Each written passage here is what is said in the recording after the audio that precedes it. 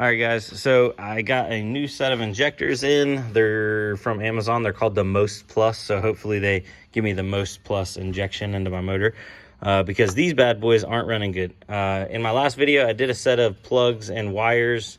That didn't fix the misfiring, so let me just show you how it's running right now because it's still misfiring, and hopefully the new injectors fix it.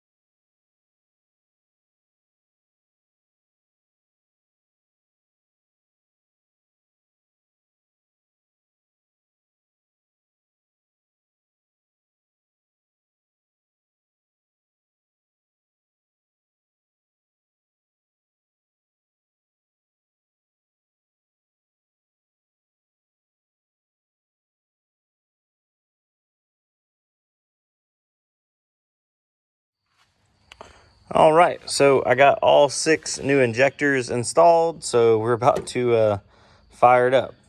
Went ahead and clamped everything back down. I did go ahead and get a newer, bigger battery. If anybody's wondering, Start Value Series at Walmart. They're like $49, or they might be $59, but they're decent. They come with like a 1-year warranty. If you got a little junker or something, they work out perfect. So. All right, wish me luck, guys. See if she sounds a little smoother.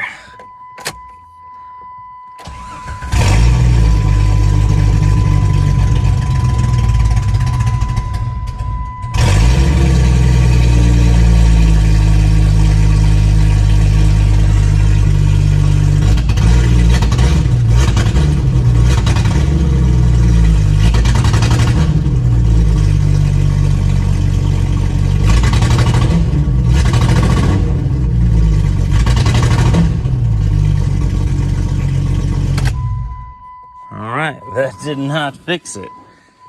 Oh, well, looking at the old injectors, I'm going to keep all of them in the package, but a lot of them did look like they had some clogged up ends, but that did not solve my issue. It sounds like it's still breaking up.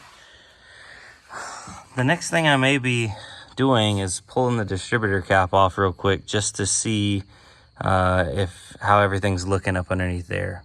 Yeah, that's what I'm going to do now. All right, so there's some pretty good rust on the contacts, and then looking down at the distributor button, it's a pretty good rust on that. I'm gonna see if I can't take a little bit of maybe some emery cloth or a little bit of sandpaper just to clean that up. The part store is already closed, but if I clean that up and I know it gets better, I know that was my issue. So that's kind of where I'm at, and I'll probably still get a new rotary button and a new distributor cap regardless. Like, yeah, we'll see what I do. All right, so the only thing I could find on hand was a chainsaw file, but oddly enough, those the contacts on the actual distributor cap were aluminum, and that buildup that looked like rust just flaked off. So I don't know if that was like particles of the distributor button that had been left on the contacts of the distributor cap, and then that was rusting, but all that came off really easy, so I just scuffed it up a little bit, and we'll see if that helps it out. And watch out, kitty, I don't want you jumping up there while I'm trying to start it. I got high hopes right now. I do.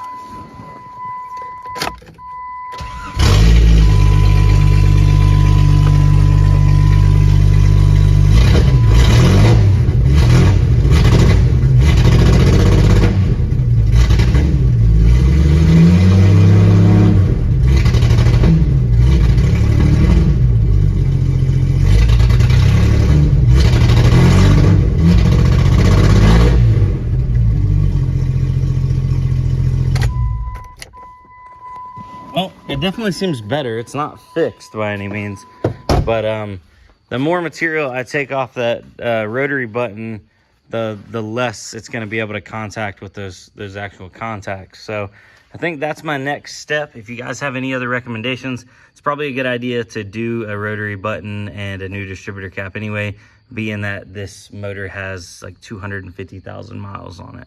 I'm wondering how good a shape the coil is in. I'll price it out, and I may end up doing a coil as well. And I guess that's the that is the silver lining here, is that, you know, even if I replace something and it didn't exactly need it, it probably did need it.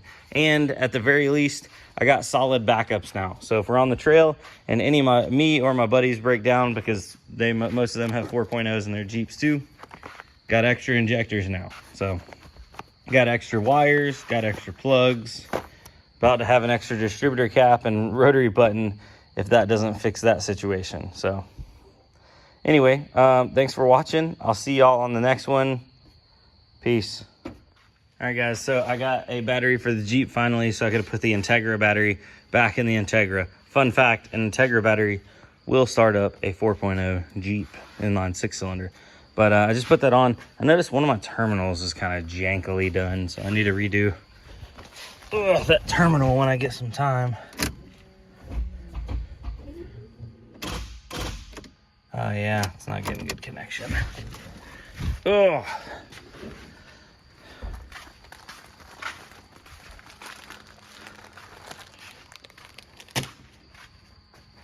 Yeah, this one right here.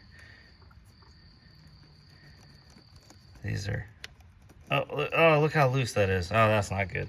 All right, I'm gonna take that loose and rework that bad boy. All right, so I need new terminals, but I doctored it up temporarily so I can at least start it up. Haven't started this motor in a while.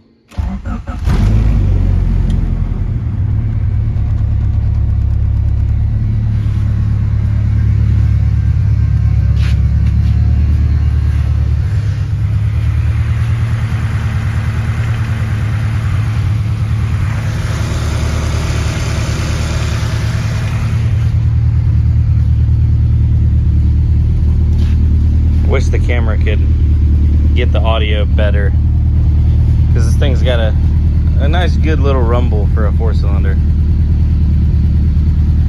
but on the camera it just sounds like a little raspy rice bucket.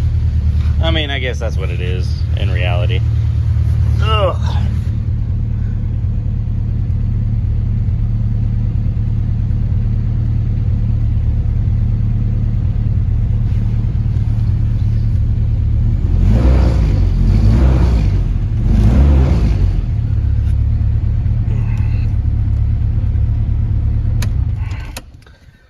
Let a little oil circulate through her, but